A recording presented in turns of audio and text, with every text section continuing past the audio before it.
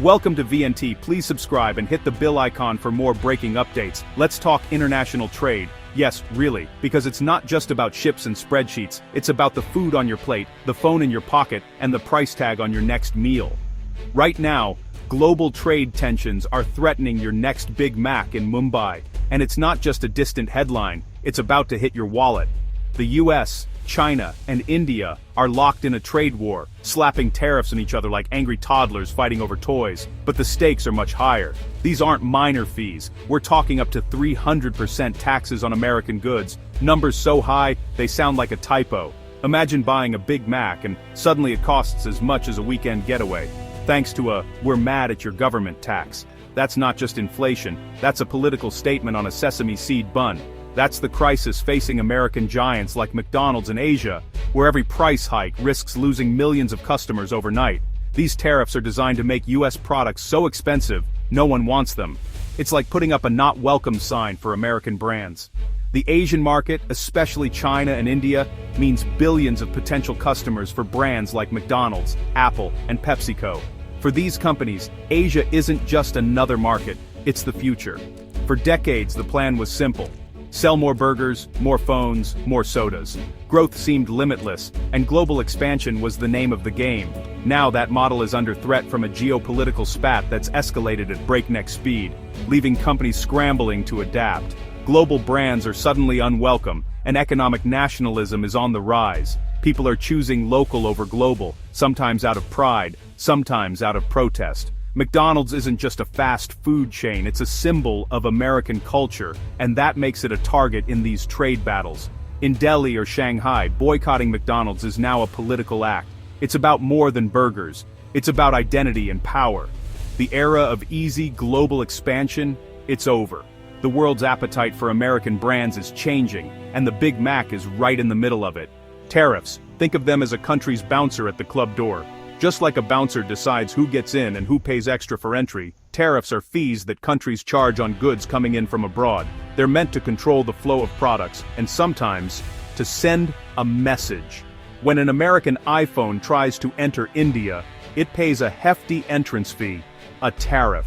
This fee is added to the price, making the iPhone more expensive for Indian shoppers. It's not just about phones. Tariffs can apply to anything from cars to cheese.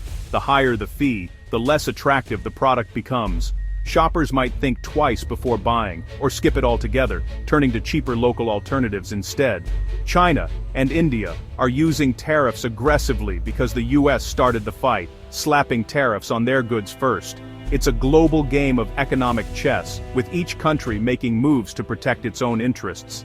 The US says it's punishing India for trading with Russia. India calls the tariffs unfair and retaliates.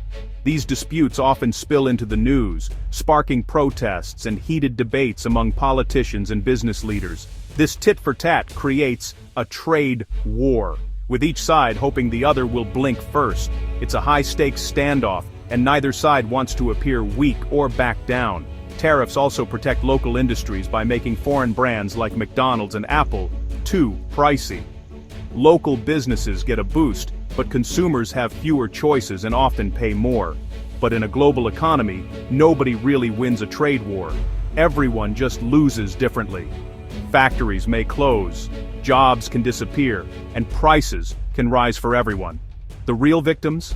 Companies that have invested billions and employ thousands locally. These businesses face uncertainty, and workers worry about their future. McDonald's in India relies on Indian farmers, bakers, and workers. The supply chain is deeply local, supporting families and communities across the country. Hurting McDonald's means hurting the local economy too. When big companies struggle, small businesses and everyday workers feel the pain. Tariffs are messy, complicated, and often self-defeating. They create paperwork, confusion, and frustration for everyone involved. In the end, it's a lose-lose game. No one walks away a true winner, and the world economy just gets a little more tangled. How did we get into this mess? It started on August 6, 2025, when President Trump doubled tariffs on Indian imports to 50%. The reason? India was buying cheap Russian oil and reselling it, undermining Western sanctions. India saw this as a betrayal, not just an economic attack. The US-India partnership, once a counterweight to China, was suddenly in jeopardy. India hit back with its own tariffs and China quickly joined in, seizing the chance to weaken US influence. American protectionism, Indian indignation and Chinese opportunism collided. Multinational companies like McDonald's are now caught in the crossfire. Boardrooms in America are feeling the shockwaves from decisions made in Washington, New Delhi and Beijing. The foundation of open global markets is crumbling, leaving companies scrambling to adapt. India didn't just retaliate with tariffs, it revived the Swadeshi movement, urging citizens to boycott foreign, especially American brands. Prime Minister Modi called on 1.5 billion Indians to buy local and shun US products. The campaign is everywhere: political rallies, social media, even school children listing foreign goods at home. The message, buying American, is unpatriotic.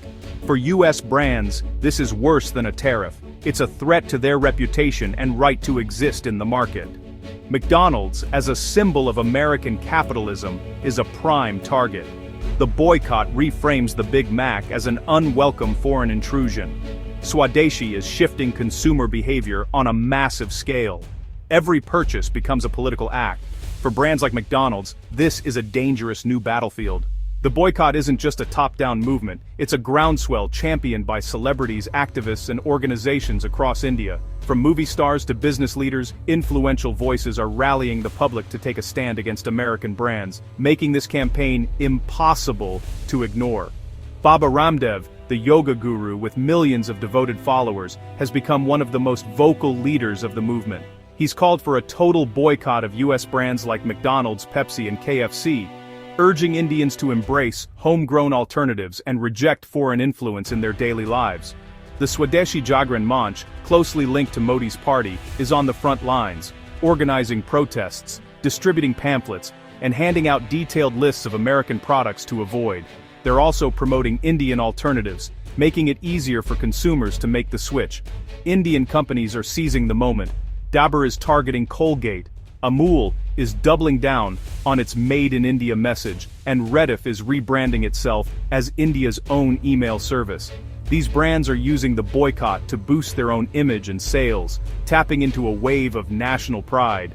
Politicians are joining the chorus, arguing that the boycott will hurt the US far more than tariffs ever could.